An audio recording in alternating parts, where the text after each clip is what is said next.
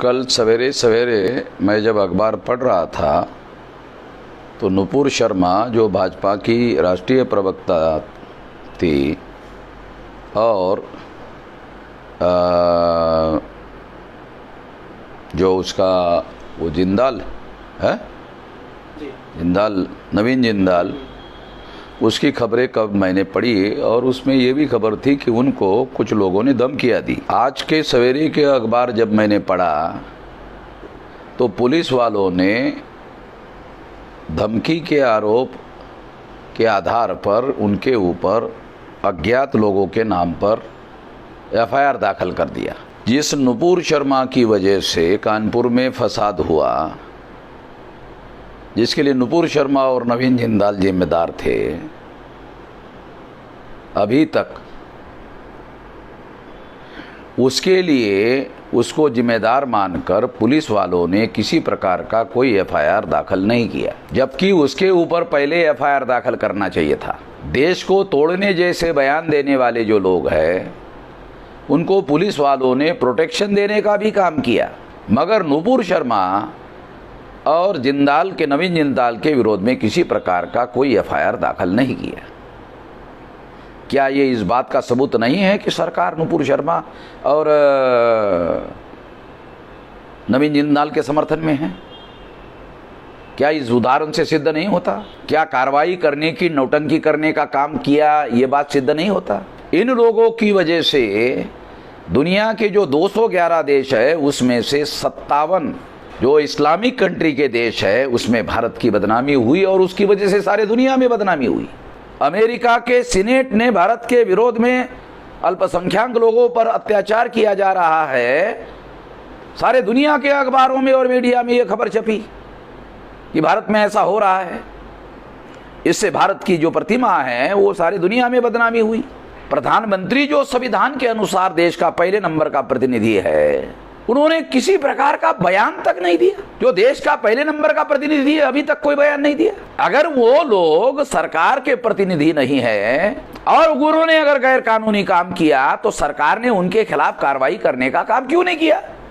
अगर नहीं किया तो सरकार उसके समर्थन में नहीं है, किस आधार पर कहा जाए? ये तो यही कहा जा सकता है।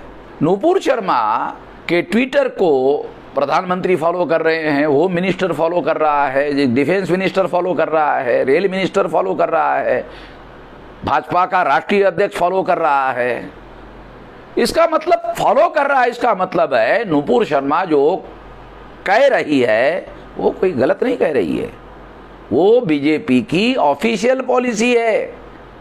वो वही कह रही है जो बीजेपी की ऑफिशियल पॉलिसी है। और अगर वो ऑफिशियल पॉलिसी में बात नहीं कर रही है तो ये लोग उसको क्यों फॉलो कर रहे हैं? मुझे इस बात का भी दुख है, रंज है कि हाई कोर्ट और सुप्रीम कोर्ट ने अगर उनके खिलाफ किसी प्रकार का एफआईआर दाखिल नहीं हुआ और देश की एकता और अखंडता खतरे में पड़ रही है तो हाई कोर्ट या सुप्रीम कोर्ट के चीफ जस्टिस इसका कॉग्निजेंस क्यों नहीं ले रहे?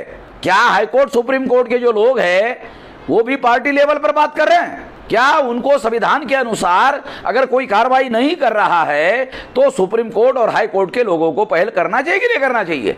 अगर करना चाहिए तो क्यों नहीं किया अभी तक? सेल्फ कॉग्निजेंस लेने का हाई कोर्ट और सुप्रीम कोर्ट को अधिकार है, एक्स्ट्रा ऑर्डिनरी पावर उनके पास संविधान ने दिया है।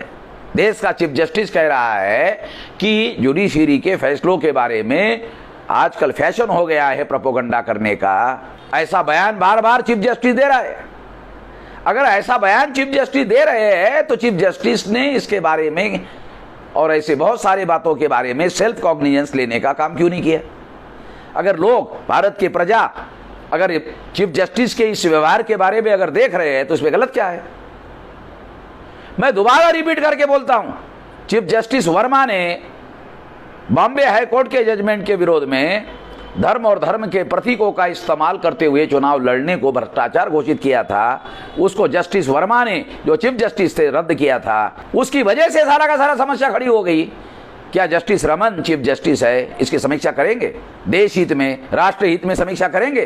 जो मेरे जैसे सामान्य बुद्धि के आदमी को समझ में आ रहा है, चीफ जस्टिस को समझ में नहीं आ रहा है। क्या रंजन गोगोई ने बाबरी मस्जिद के मुद्दे पर जो मुसलमानों के प्रतिनिधि थे और मुसलमानों के सुप्रीम कोर्ट के बड़े लॉयर थे, उनको पर्याप्त समय दिए बगैर बहस करने नहीं दिया। क्या ये बात सही नहीं है?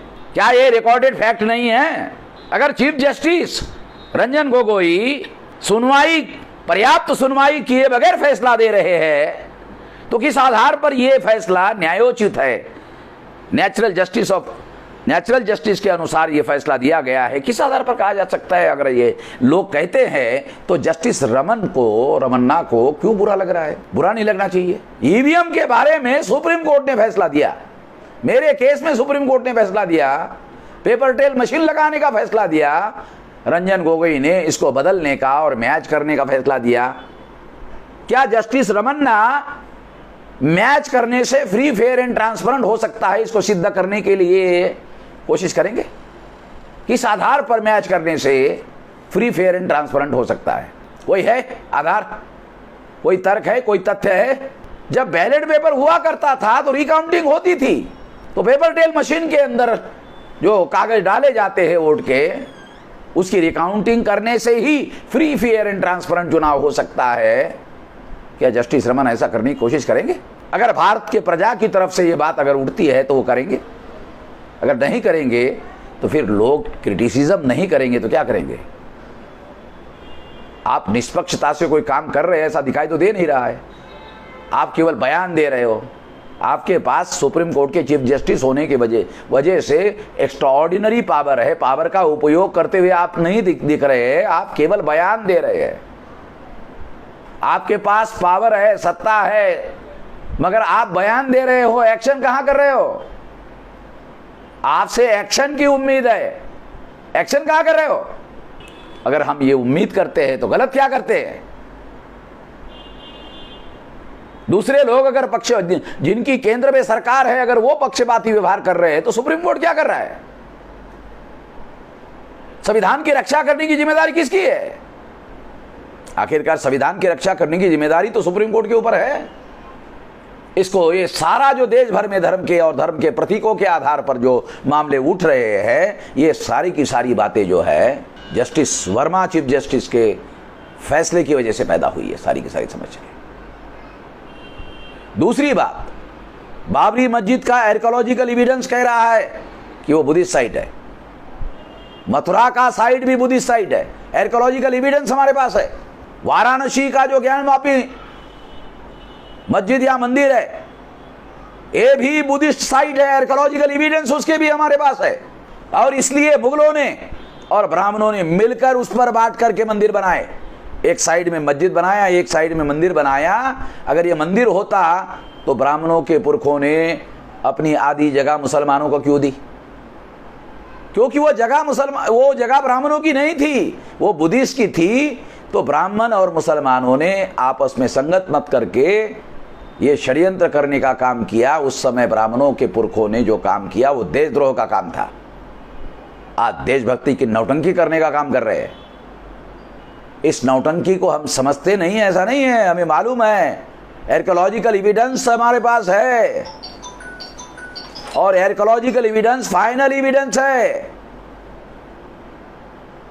आने वाले समय में इसके बारे में देशव्यापी आंदोलन भी किया जाएगा, छोड़ेंगे नहीं। आर्टिकल 19 के तहत आंदोलन करने का हमारे पास अधिकार है, इसका उपयोग करेंगे संविधान और कानून के दायरे में रहकर। इतना ही कहना चाहता हूं।